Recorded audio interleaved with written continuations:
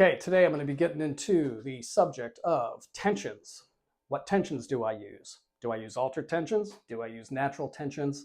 Do I use some kind of combination of tensions? Uh, what kind of scale fits this particular chord with these kinds of tensions? And all this and that. It gets super confusing. And believe it or not, there's a very straightforward ear-based way to do this. So by the time I get done with this series, and it might be a number of videos, because I don't think I'm going to fit it all in today, I'm going to keep it simple. By the time you get done with these 4 ways of approaching it, you're going to be making these choices by ear, not by theory, not by chord scales, not by anything. It's going to all be by ear. How do we do that? I'm going to start with the punchline of the whole thing right now. What tensions do I use for the most natural, streamlined, ear-friendly sound? You use the tensions that fit with the tonality diatonically. That's it. It's that simple. Because the diatonic notes, if I'm playing in a tune, are obviously the most streamlined, natural sounding notes. The chromatic notes require preparation and resolution and have a natural they have a natural tendency, they have a natural dissonance to them. Later on, when we get this under control, they bring in a lot of melodic and harmonic color. So chromatic tones are great. But if you want the most straightforward, ear-friendly, commercial sounding tensions when you're writing a composition, when you're improvising through changes, when you're comping and you want to put these on your chord voicings, the answer to what tensions do I use? Make them fit the tonality of the tune, period. I'm in the key of C major. Your tensions should be C, D, E, F, G, A, B, or C. That's it.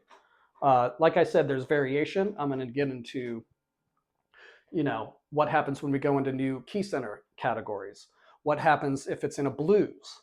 What happens if I don't want the most straightforward, predictable, diatonic sound and I want to bring in more chromaticism? Those are the categories. So today I'm going to deal with the most straightforward, most natural. And I already told you the punchline. What do you do with the tensions? You fit it to the tonality. So let's do some examples. Let's say I'm in the key of C major. My tune is in C major. It's called C major scale tune. It's the best tune anybody's ever written. It's genius.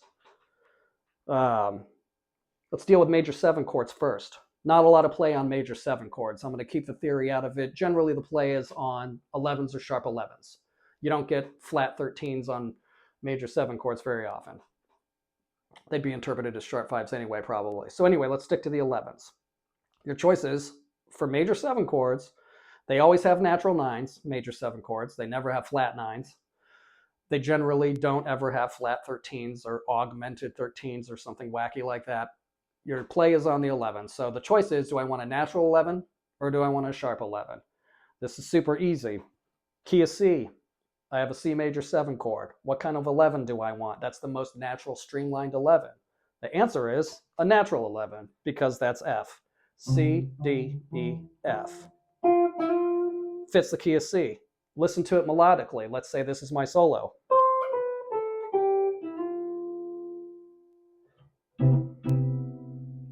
Totally fits versus that doesn't sound as good melodically if this is my solo on a C major 7 in the key of C major.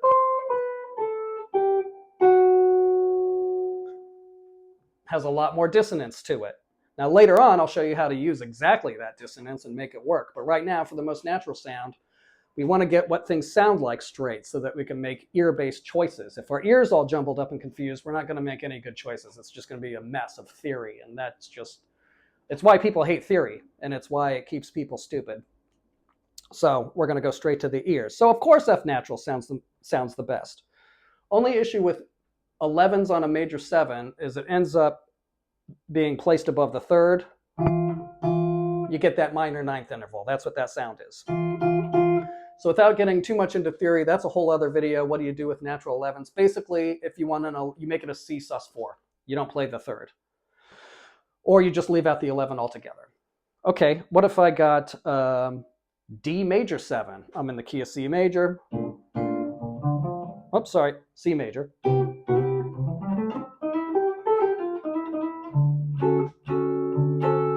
This is my tune.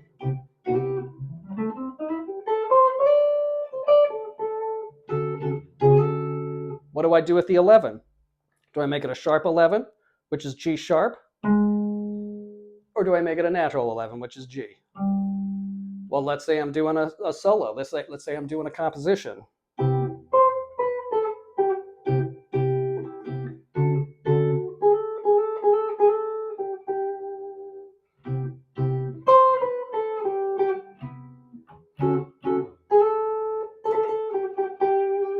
That, G, is the natural 11. That sounds great. Let's try the G sharp, the sharp 11.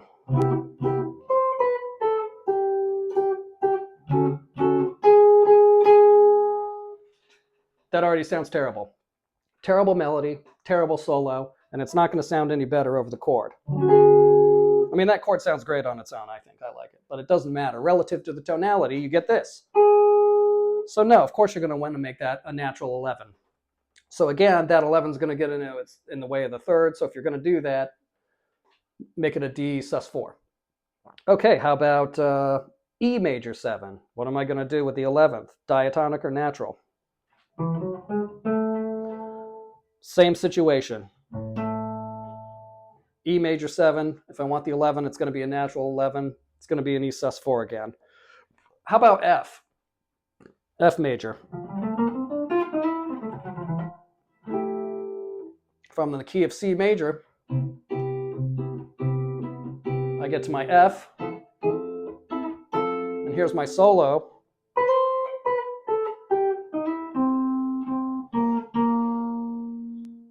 That's the natural 11, the B flat. It's chromatic.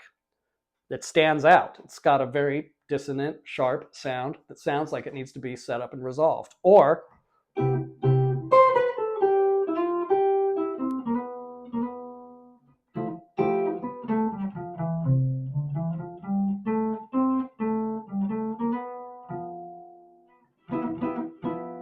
B natural versus that doesn't sound diatonic. It doesn't sound as smooth. So that's F major. So basically you do this with every chord. Ironically, the altered 11s on a major 7 chord, if that alteration makes that tone diatonic to the tonality, that altered 11 is going to sound more natural and more streamlined and more ear-friendly than the natural 11. So that's where some confusion comes in too. When people just start banding around natural or sharp, this or that, and they don't bring the tonality into it, well, you're missing the whole point. You're missing the whole point of the tensions. The tensions are just to add in some extra color and extra sophistication to either the melody or to the harmony. And of course, the diatonic notes relative to the tonality are going to be the most smooth, streamlined, ear-friendly, and commercial. So the same thing all the way. It doesn't matter.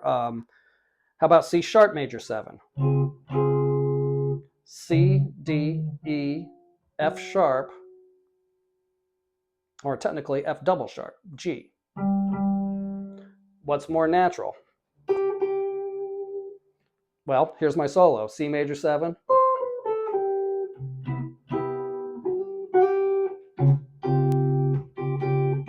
There's my C sharp major 7 sharp 11. That melody note, G natural, sounds diatonic. It sounds smoother.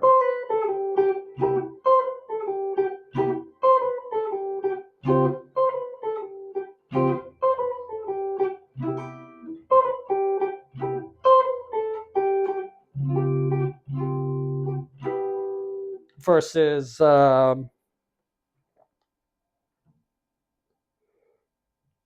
G flat.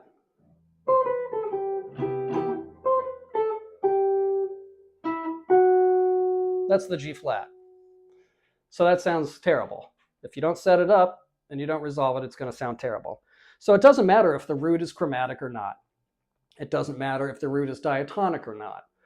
All you got to do is choose the 11 that fits diatonically with the tonality of the tune that you're in. That's it. For major chords and for dominant 7 chords. When I get to minor chords, it's kind of the same thing. A lot of the alterations happen on, well, do I want a minor 7 chord or do I want a minor 7 flat 5 chord? So let's take care of the minor chords. To determine what kind of a 5 you want, if you want the most natural streamlined sound, you alter that 5 or keep it natural relative to the tonality. So if I'm in C major and I have D minor 7, I'm going to want a natural 5. That A natural, because it fits the tonality. Versus A flat doesn't sound good. Not unless it's prepared in a whole thing we'll do later. So same with that. If I wanted, let's say B minor 7, Bravo minor 7. Do I want B minor 7 with a natural 5? F sharp? Or do I want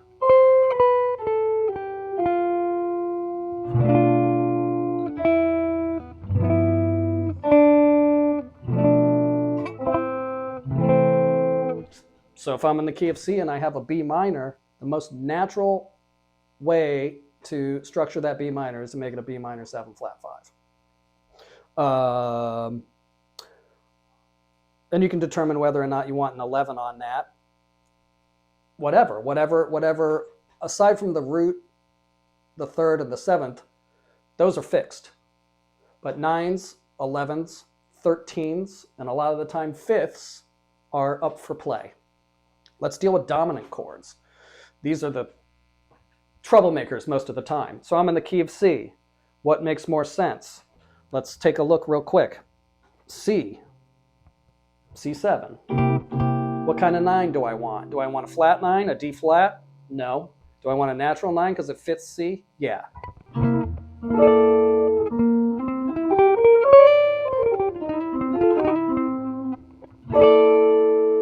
Perfect. Versus, so that flat 9 has way more bite. You want the natural 9. What about the 11th? What makes more sense, this or this? The F natural. Again, this gets into the minor 9th thing. So if you have a C7 chord with a natural 11, you're going to make it a C sus4. You can get into the theory later. Or you can, all right, I'll just leave it at that. What about the 13? Natural 13 or flat 13? Does this sound better? A natural? Or does this sound better? So that A flat isn't gonna sound as smooth and streamlined. If I'm doing a blues,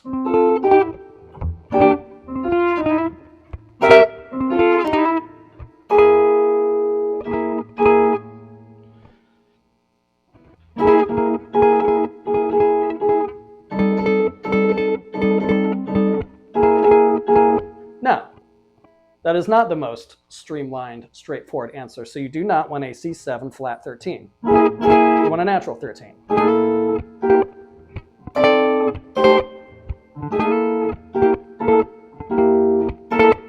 That's what you want, not, that almost sounds like we're going to F. That's not even a C chord. And again. Okay, so there's your 9, natural 9, natural 11, natural 13. What about C sharp? Well, the 9 on this, D sharp, chromatic. So you want altered 9s. When you get flat 9s, you get the sharp 9s with it. When you get sharp 9s, you get the flat 9s with it.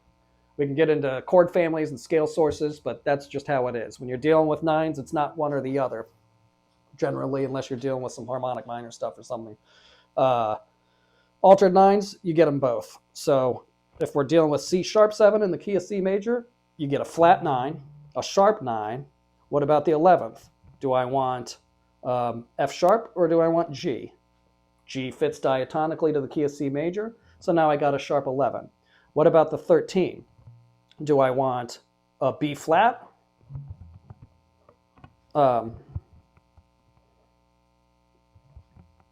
Yeah, B flat, or a B double flat? B double flat, or in other words, A, is diatonic to C. So if I have a C sharp 7, altered 9s, sharp 11, flat 13, fully altered. In other words, everything but the root,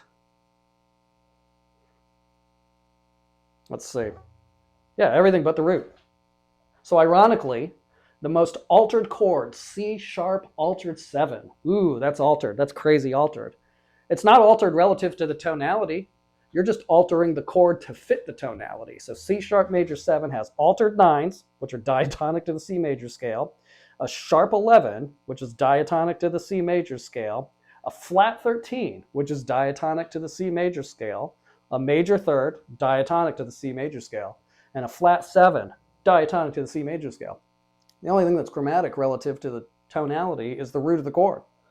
So a lot of the times these crazy alterations are really just the same notes, same tonality, same notes, nothing's changed. Same old thing. C, D, E, F, G, A, B, C. It stays the same.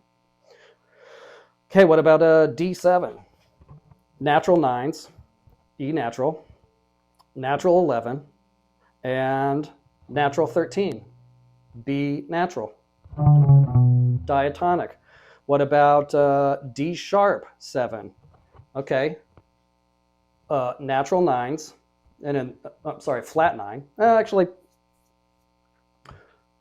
natural 9. I would pick a natural 9 in this situation. Your F. There's your 9. In this case, though, you can have a flat 9 because it's the E natural, which is also diatonic. But it's up to you. You get double dealer's choice on that. What about the 11th? Do I want a flat or an A natural? I want an A natural.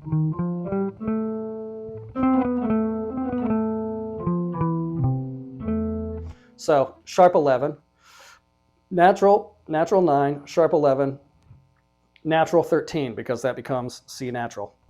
Or flat 13, because B, also diatonic. So you got dealer's choice on your 9. Do you want a flat 9 or a natural 9? You've got a sharp 11, and you've got either a natural 13 or a flat 13. All of those will be diatonic to the tonality. So what about E7? Do I want a F? They're right there. You can see them right in the scale. E, F natural, flat 9, F double sharp, or G sharp 9, natural 11, A natural, and a flat 13, C natural. So you're going to have altered 9s, natural 11, flat 13. Okay, F7, same thing. Natural 9s, G, sharp 11, B natural, and then a natural 13, the D natural. So altered natural 9s, sharp 11, natural 13. What about F sharp? Altered 9s again, F sharp to G double sharp, or A. The 11th is going to be either a natural 11, which is B, or a sharp 11, which is C, and the 13th is going to be a flat 13, so D natural. So on this F sharp 7, you got altered 9s, natural 11, or altered 9s, sharp 11, and a altered 9s, let's say sharp 11, flat 13, fully altered. G7, key of C, G7. It's a 5 chord in the key of C. What do you think? This is going to be tricky. Totally natural. Natural 9s, natural 11, natural 13. We're in the key of C. It's the 5 chord. That tells you already. What about G sharp? Altered nines, A and B, sharp 11, D natural, and natural 13, F, F natural. What about A7? Natural 9s, natural 11, that's the natural 6, we want a flat 13. We want that F natural. So A7 in the key of C majors, natural 9s, natural 11, flat 13. 2 more to go. B flat 7.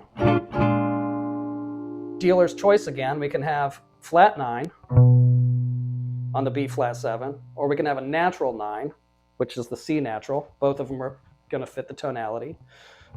Let's say I pick natural 9. Sharp 11, E natural.